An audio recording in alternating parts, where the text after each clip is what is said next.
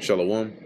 First and foremost, I want to give all praises, honor, and glory to Yahweh, Bahasham, Yahweh Shai, Bahasham, Racha Kodash. Double honors to the elders and the apostles of Great Millstone, and peace and blessings to the elect. And today we're going to go into the book of Ecclesiasticus, the 47th chapter. And after him, that is after Samuel, right? That's where the 46th chapter ended. Nathan, or after him, rose up Nathan to prophesy in the time of David, as in the fat taken away from the peace offering, so was David chosen out of the children of Israel. And the fat taken away, the fat was a portion that was offered to the Lord. Okay, so likewise, David was separated out, okay, and chosen of the Lord, i.e., he was a man of the Lord's heart, or man after the Lord's heart. He played with lions as with kids, and with bears as with lambs. This is showing the fierceness of David, that he was able to take on and slay lions and bears like they were, goats and lambs. Slew he not a giant, dealing with Goliath, when he was yet but a youth, all right, or yet but young? So David in his youth slew a giant. And did he not take away reproach from the people when he lifted up his hand with the stone in the sling and beat down the boasting of Goliath? And he did take down the reproach because, Israel was afraid, right? They were all afraid to go against Goliath. And Goliath was just coming out there day after day after day, talking smack, all kinds of smack. Verse 5, it says here, he called upon the Most High Lord, and he gave him strength in his right hand to slay the mighty warrior and set up the horn of his people, okay, which that horn signifies their power. It says, so the people honored him with 10,000s and praised him in the blessings of the Lord, in that he gave him a crown of glory. Right, that's what the Lord did. He gave him a good rep, and he gave him a crown of glory through that victory he had gotten. For he destroyed the enemies on every side, and brought to naught the Philistines, his adversaries, and brake their horn in sunder unto this day. Right, he broke their power and subjected them unto us.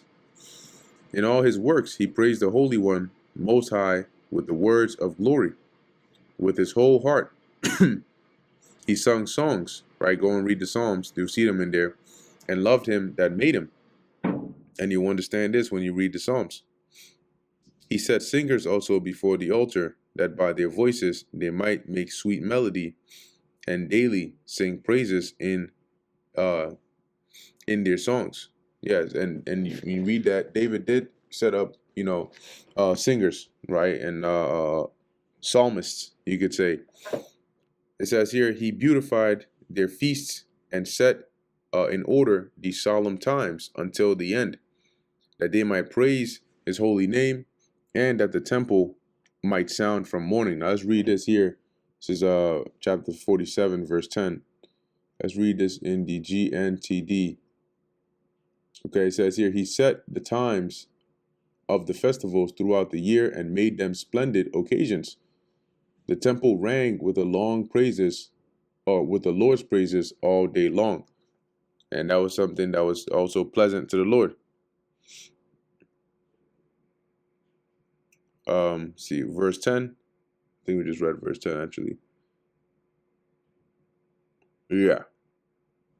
Verse 11. Yeah, verse 11, it says here, the Lord took away his sins and exalted. Yeah, because he did commit some pretty grievous sins. But the Lord had mercy, right, and blotted it out. And exalted his horn forever. He gave him a covenant of kings and a throne of glory in Israel, right? And that covenant was the establishment of the throne of David. After him rose up a wise son, dealing with Solomon, and for his sake he dwelt at large. Solomon reigned in a peaceable time and was honored. For God made all quiet round about him, meaning all the other nations round about were subject to us, and they were all, they weren't. It wasn't tumultuous at that time. The Lord set it up that way. Okay, it says here round about him that he might build an house, in his name, and prepare his sanctuary forever. So the Lord gave him peace. so he can fulfill and finish, right? As David had already set up the stuff he needed, but he can actually build the temple of the Lord. How wise wast thou in thy youth, and as a flood filled with understanding. Thy soul covered the whole earth, and thou fillest it with dark parables. Okay, meaning, basically, you fill us what? Fill us the earth with dark parables, right? Or wise sayings. And this is dealing once again with Solomon. Thy name went far unto the islands, and for thy peace thou was beloved. And let's go real quick to the book. I believe it's First Kings, the 4th chapter. Whoa.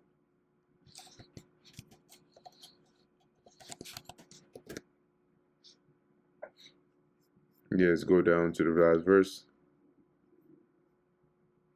Yeah, 1 Kings 4:34 says, and there came of all people to hear the wisdom of Solomon from all kings of the earth, which had heard of his wisdom. Okay, so going back to Sirach chapter 47, right, verse 16, thy name went far unto the islands, and for thy peace thou was beloved. Right, because he was he wasn't like a man of war like his father was. Okay, David was more of the one, fighting the battles and the wars to really set up and prepare things for Solomon's time. The countries marveled at thee for thy songs. And it says here, the countries marveled at thee for thy songs and proverbs and parables and interpretations. By the name of the Lord God, which is called the Lord God of Israel, thou didst gather gold as tin, and didst multiply silver as lead. See, so basically you had an abundance. You had so much you were gathering gold and silver like common materials. Thou didst bow thy loins unto women, and this is more in his latter age, in his old age, when he went off. Right, you bowed your loins unto women, and by thy body thou was brought into subjection. You see, because they caused him to go astray in his old age. Verse 20, thou didst stain thine honor and pollute thy seed, so that thou broughtest wrath upon thy children and was grieved for their folly. Yeah, because of that idolatry. So the kingdom was divided, and out of Ephraim ruled a rebellious kingdom. But the Lord will never leave off his mercy, neither shall any of his works perish. Okay, so yeah, going back into our history, right? The kingdom was divided after Solomon's reign. You had a Rehoboam, which was his son, and Jeroboam, which became ruler over the northern kingdom. So that's the split that it's talking about here. It says here, verse 22, but the Lord will never cease off his mercy, neither shall any of his works perish, neither shall he abolish the posterity of his elect, and the seed of him that loveth him he will not take away. Yeah, so who ultimately are those that love the Lord, his elect? Okay, and as it says here, the seed of them the Lord is not going to take away. Wherefore he gave a remnant unto Jacob, and out of him a root unto David. See, so for the sake of preserving Israel, the Lord made sure, right, that there was always a remnant.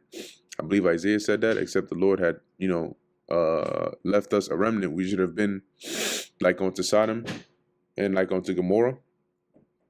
Thus rested Solomon with his fathers, that is, he died. And of his seed he left behind him Rehoboam, even the foolishness of the people, and one that had no understanding, that is, Rehoboam. He turned away the people through his counsel. There was also Jeroboam the son of Nebat. So the problem with Rehoboam was, instead of taking the counsel of the elders that were there with his father, he put that aside and took the counsel of the young men that he grew up with. What are they going to know? Anyway, as it says here, where are we at? Continuing in verse 23, it says, there was also Jeroboam the son of Nebat, who caused Israel to sin, and shoot Ephraim the way of sin. All right, and he calls them to sin by creating those idols, and then telling them, hey, you worship here instead of going to Jerusalem. And Ephraim represented the northern kingdom. And their sins were multiplied exceedingly, that they were driven out of the land. For they sought out all wickedness till the vengeance came upon them. Right, and that's when the Lord sent the Assyrians to come and remove them from the land. Okay, you can look that up. The siege of Samaria by the Assyrians. And that was the Lord bringing judgment, okay, once again on Israel, right, in that northern kingdom, because they were heavily into idolatry. And that brings us to the end